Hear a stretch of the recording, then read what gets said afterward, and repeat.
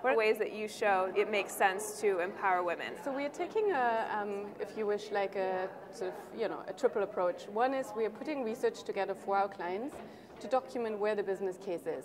And one concrete example of that is we looked at what is the opportunity for financial institutions to close the credit gap for women-owned enterprises.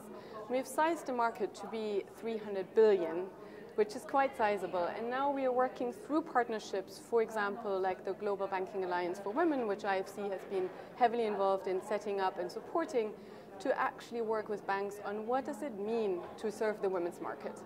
It does not necessarily just mean putting new product out. It actually means understanding what women want and need from a financial product, and then looking at, okay, how can you meet that need? It might not actually be a new product. It might be a tailored product. It might be a different marketing strategy. It might actually lead to an internal shift when you look at actually financial services and the professional participation of women in providing these services.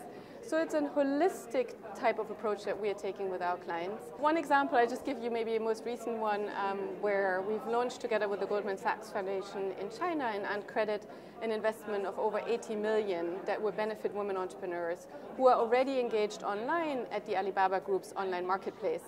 So it marries actually online business opportunities together with access to capital. And I think that's something we'd like to do more of and that we already have seen in other organizations seeming to work, which is looking at technology, not necessarily as an end to itself, but as an enabler to get capacity, capital, as well as confidence through peer networks.